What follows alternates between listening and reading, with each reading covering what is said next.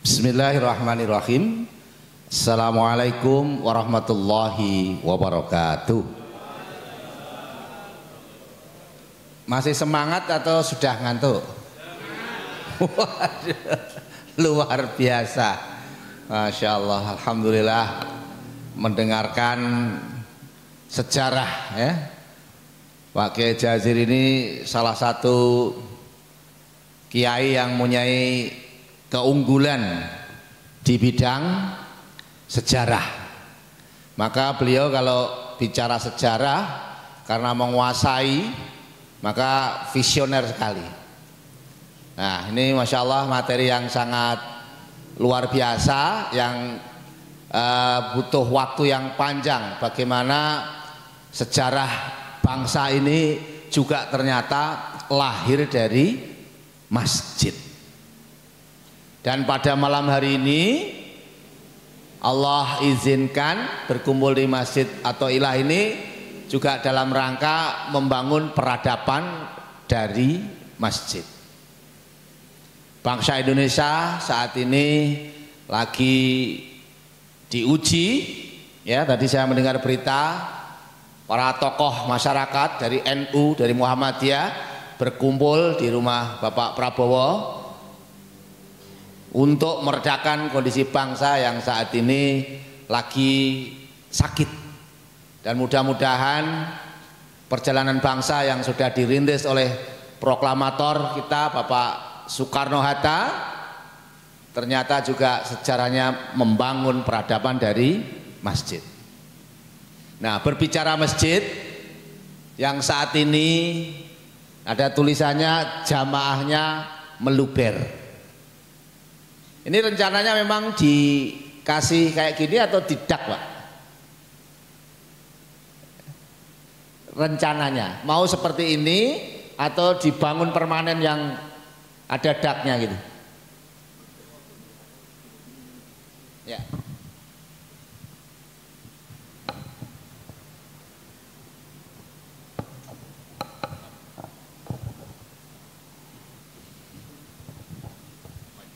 Mic. Tes. Rencana kita maunya tidak bawa atas bawahnya untuk parkir, atasnya untuk sholat outdoor, Pak. Oh, yang tadi anggaran 444 juta itu ya? Kalau 440 juta hanya ini aja, Pak. Oh ya. Kalau yang ke depan sih kepinginnya karena sini pinggir jalan, maunya ada basement 4 lantai di bawah, Pak, untuk parkir. Ya kan? Atasnya 4 lantai ke atas. Yeah. Nah, itu nih kalau mau sempurna begitu, Pak, di sini. Yeah. Ya. Ada 2 model, Pak. Jadi jamaah semuanya ada dengan 2 model.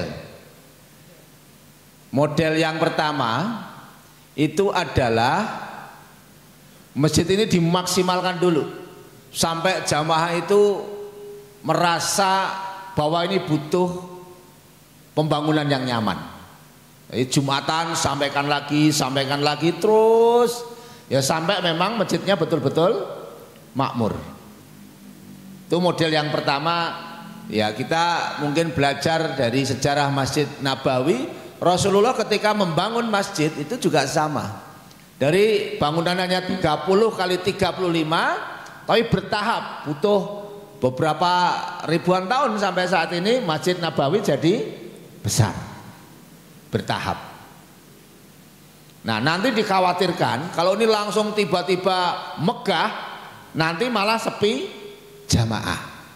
Jadi kalau bisa sering-sering doa di sini, mengumpulkan anak yatim di sini, makan di sini, sampai tempatnya kehujanan, jamaahnya kehujanan, dan minta sama Allah. Ya Allah, ini sudah nggak muat ya Allah. Ya Allah, sekarang sudah nggak nyaman ya Allah. Turunkan keberkahan-Mu agar masjid ini bisa dibangun. Nah, itu model memelas. Ya. Kemarin saya dari Surabaya, masjidnya luasnya hanya 150 meter. Jamaahnya 3 sof. Sama untuk perluasan penggalangan dana lewat sosial media 3 minggu terkumpul 2,5 miliar. Tapi aktivitasnya luar biasa. Setiap malam qiyamul lail Setiap malam qiyamul lail, setiap hari ngasih makan siang gratis, setiap hari akad berbagi sayur. Nah, sehingga Allah melihat kesungguhan takmir masjidnya. Akhirnya Allah memberikan pertolongannya. Nah, ini ada dua langkah atau bareng-bareng. Nah, sekarang makan sudah setiap apa Pak kalau makan? Hari Jumat ya. Sama ya. Habis pengajian Pak, hari Jumat pagi sama Ahad pagi. Berarti sudah dimulai. Tinggal ditingkatkan lagi program-programnya apa. TPA-nya dihidupkan juga, kegiatan-kegiatan sosialnya dihidupkan juga. Supaya nanti perjalanan pembangunan masjid ini memang seiring dengan kemakmuran jamaahnya. Nah, kadang terlalu semangat membangun bangunan fisik tapi lemah dalam memakmurkan jamaahnya. Saya juga habis dari Parepare, kelahiran Pak B.J. Habibie, diundang sama wali kota, melewatin salah satu masjid sangat kecil sekali di tepi sungai. Tapi masjid tersebut memberikan manfaat yang luar biasa. Apa yang dilakukan? Setiap bulan berbagi beras itu nilainya kurang lebih 700 juta. Nama masjidnya adalah Kurir Langit. Nah, ya, namanya unik. Masjidnya kecil tepi sungai. Saya datang ke sana, lantai 2 dipakai untuk sholat anak-anak santri. Ya, salah satunya adalah berbagi beras di daerah Makassar dan sekitarnya. Nah, ini model-model memakmurkan masjid. Maka yang sering Jogokarian, mungkin bagi yang melihat masjid yang megah, loh, Jogokarian masjidnya kok biasa dibandingkan masjid-masjid yang megah-megah, mewah. Maka sering saya, masjid bukan beton dan besi, tapi masjid fungsi dan kontribusi. Jangan sampai masjidnya megah, jangan sampai masjidnya mewah, tapi tetangga kita ada yang kelaparan. Lebih baik masjid memberikan dampak sosial. Masjid memberikan bantuan ke tetangga. Masjid memberikan bantuan beasiswa. Walaupun masjidnya biasa saja. Nah, kadang kan masjid itu saking megah dan mewahnya, sepi jamaah, jadi masjid selfie. Cekrek-cekrek diupload di media sosial. Hanya bangga terhadap bangunan mewah. Nah, kalau ini saya lihat kan masjidnya juga unik, bagus, nyaman ya, dingin ini. Ini izin beberapa teman dari Sragen 5 orang agak kelelahan ini lagi nginep di masjid sini.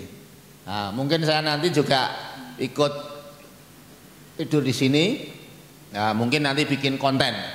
Saya nginep di Masjid Athaillah. Ini tempatnya belum penuh. Nah, mudah-mudahan ada jamaah. Nah, di-share di lewat sosial media. Sambil seluruh jamaah yang ada di sekitar sini untuk disiarkan untuk membantu penyelesaian atap yang saat ini jamaahnya meluber. Nah, jamaah semuanya yang kami hormati, maka yang terpenting sebetulnya membangun masjid itu penting, tapi memakmurkan masjid itu lebih penting. Ya. Jadi membangun masjid penting, memakmurkan masjid lebih penting. Sehingga kalau Pak Kiai Jayir menyampaikan, ya fokusnya adalah kemakmuran.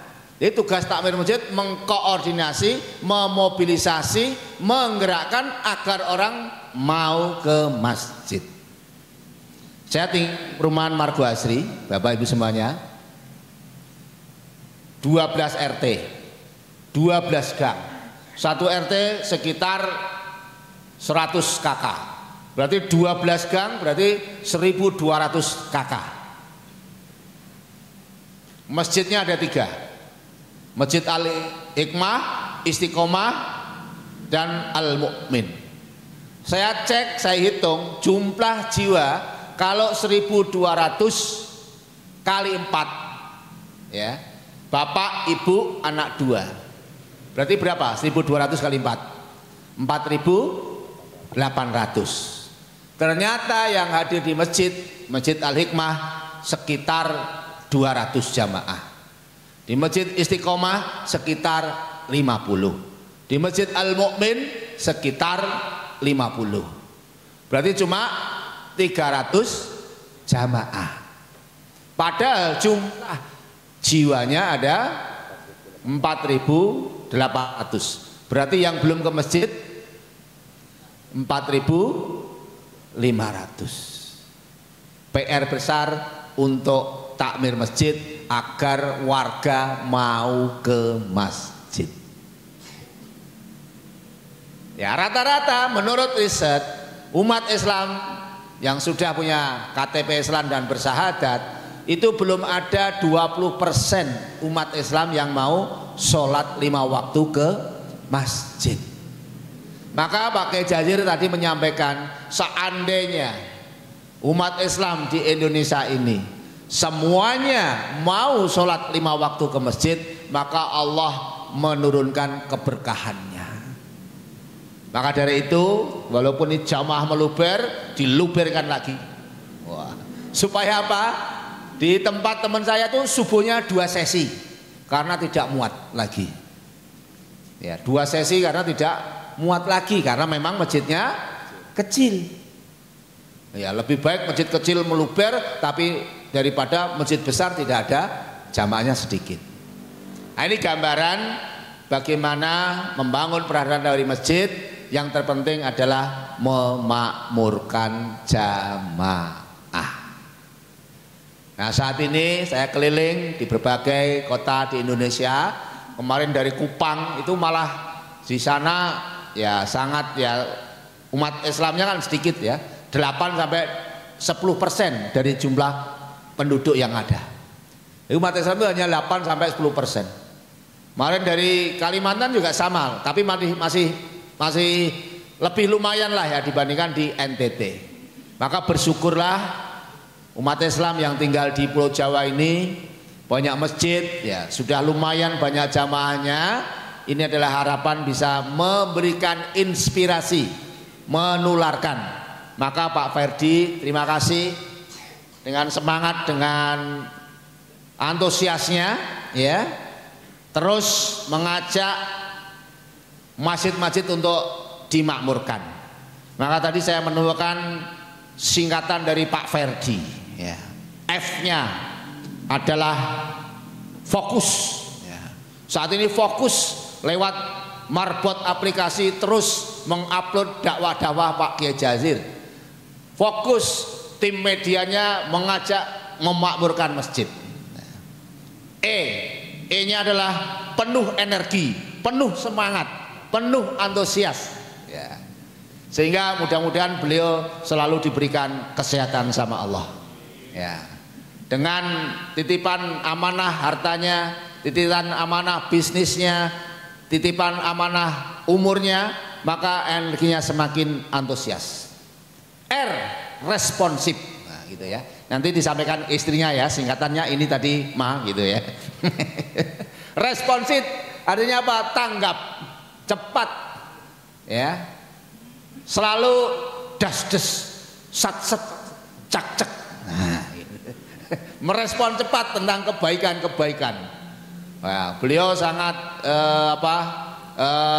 menginspirasi gerakan bersih-bersih masjid ya. Bersih masjidku, bersih negeriku. Nah, gitu ya. Yang keempat D adalah dinamis. Nah, ini adalah singkatan tadi saya cari apa kira-kira untuk Pak Ferdi gitu ya. Fokus, energik, responsif, dinamis. Nah, yang kedua juga saya singkat juga, F-nya fatonah, cerdas. Marbot aplikasi dengan waktu cepat diridhoi oleh Allah sangat menginspirasi. Sehingga banyak takmir-takmir masjid, apa sih marbot aplikasi? Nah ini adalah diinisiasi sama Pak Ferdi. Etika ya. Artinya apa? Punya etika ya. Beliau Masya Allah, saya lihat kalau sholat subuh selalu di sop pertama dan pakai baju necis serta rapi. Kalau ditanya mau kemana nih? Mau ketemu Allah Subhanahu wa Ta'ala, maka harus pakai baju yang terbaik. Rajin ya, rajin sedekah, rajin membantu orang lain. Nah ini adalah tipikalnya. D-nya disiplin ya. Disiplin artinya apa ya? Saya tadi agak lelah gitu langsung dia Pak Kus sudah ditunggu di depan. Nah, gitu. Pak Kiai Jazir agak kepanjangan langsung diingatkan waktunya tinggal 2 menit. Nah, gitu. Artinya beliau adalah pengarah dan sutradara di kegiatan ini, dan mudah-mudahan ini menjadi inspirasi untuk masjid-masjid yang lainnya. Dan mudah-mudahan saya doakan selalu ikhlas dalam perjuangan, selalu ikhlas di hadapan Allah sehingga berdampak manfaatnya untuk masyarakat luas. Mungkin ini saja gambaran malam hari ini ya. Mudah-mudahan masjid yang ada di kota wisata Pak ini ya. Nah, ini akan juga menular kemakmurannya. Jumatnya juga sudah ada makannya ya, tinggal ditingkatkan saja program-programnya, dan mungkin nanti medianya juga dipoles yang cantik ya. Tadi AC-nya juga nyaman, tempat toiletnya nyaman. Nah, mudah-mudahan pelan-pelan pembangunan ini juga bisa cepat selesai. Matur suwun, barakallahu fikum. Assalamualaikum warahmatullahi wabarakatuh.